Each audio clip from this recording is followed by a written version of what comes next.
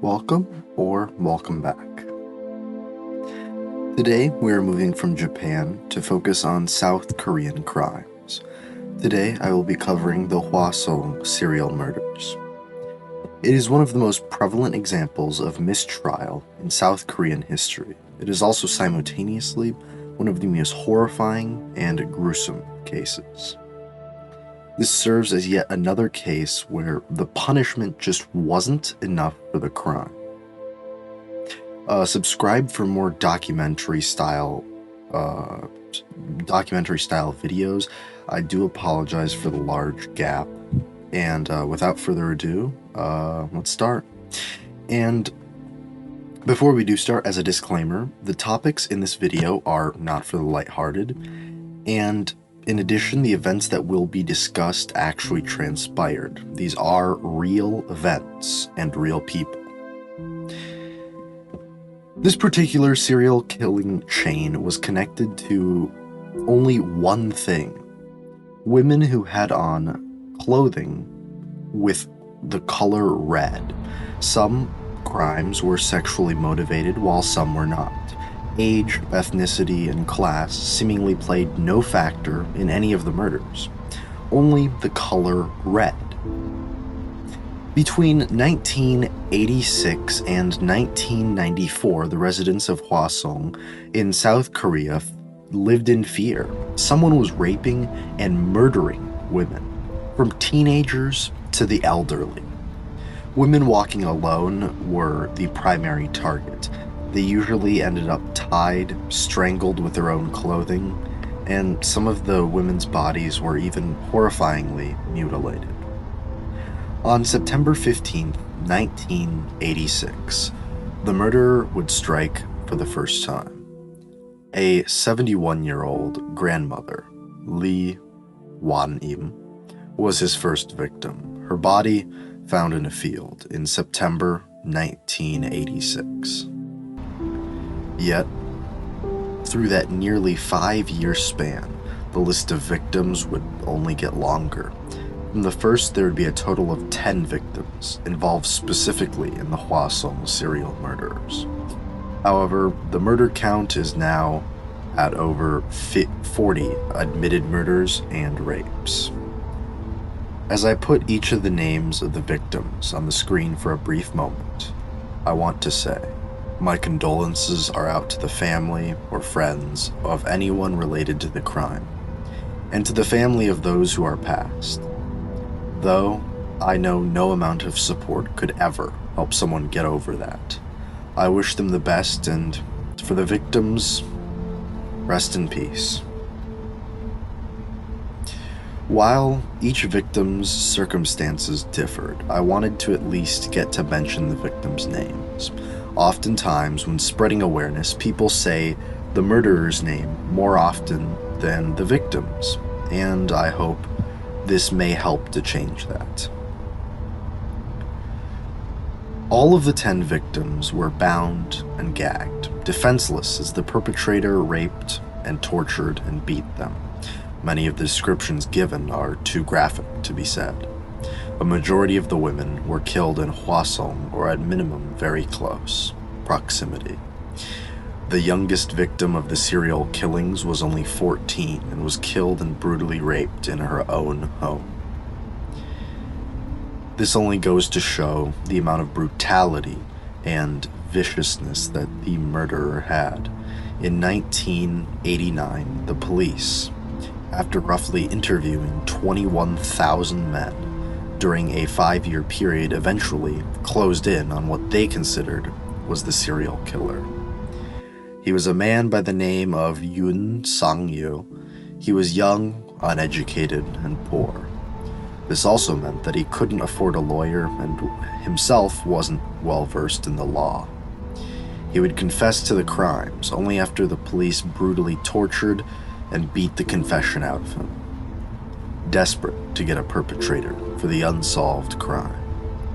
Despite that, the investigation continued until a large breakthrough in 2019. The police DNA samples taken from one of the victims would eventually match Lee Chu, Lee Chun-jia was already an inmate serving a life sentence for his sister-in-law's murder. He was a construction worker who lived in Hwasong at the time of the killings. In 1986, he'd just returned home from his military service. He was one of the 21,000 suspects questioned by police over the murders, but was released because of a lack of evidence. Lee would eventually get to live his life normally, getting married in 1991. He would then move to Cheongju to be closer to his wife's family.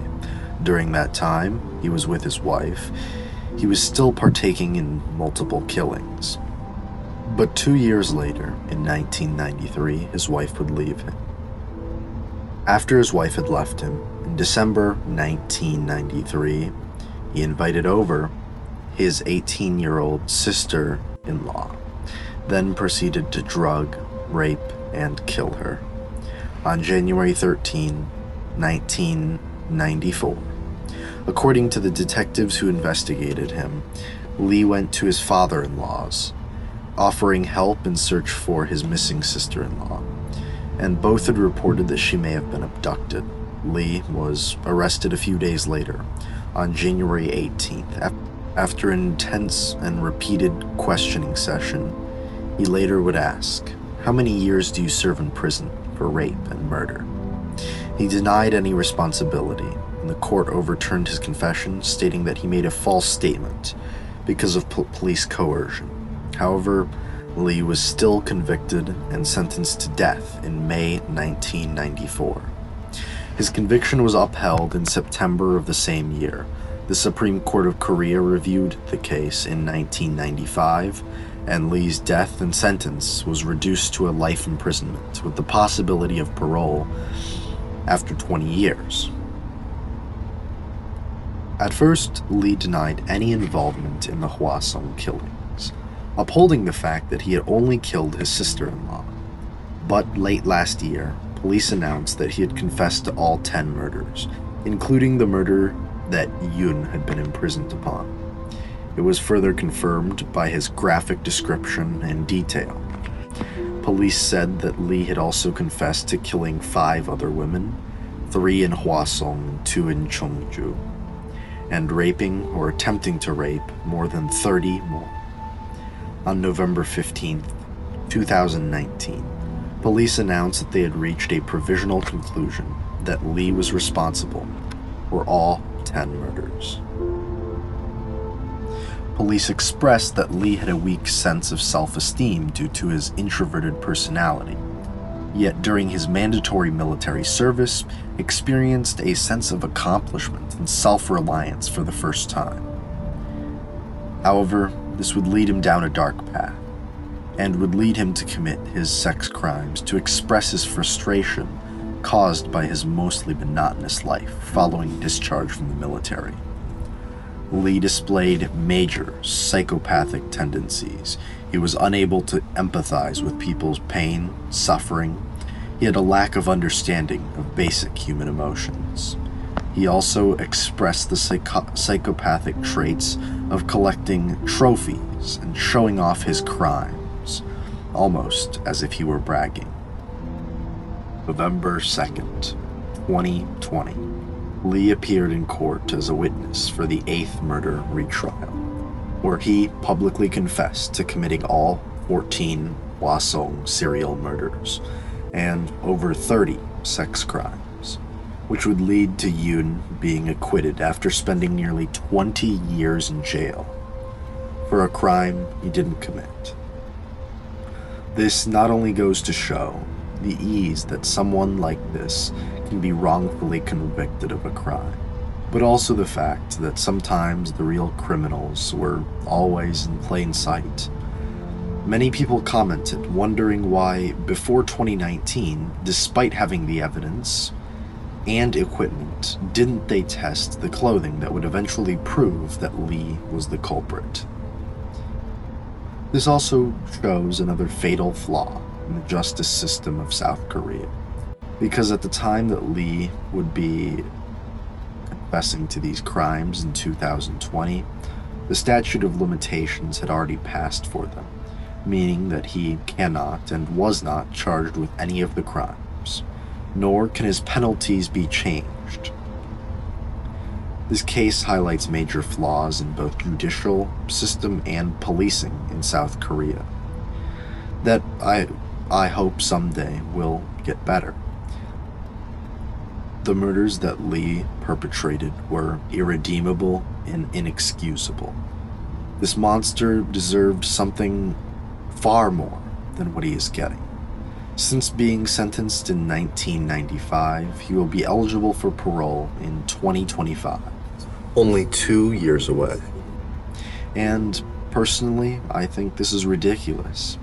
That someone who has committed over 15 murders to only be sentenced and tried for one because of the statute of limitations. So, I hope you found this video informative, and if you see something, say something. Most crimes happen in broad daylight. So if you see something out of place, be sure to say something. And to all the family and all involved, I wish you only the best and all of my support. And to those we lost, rest in peace.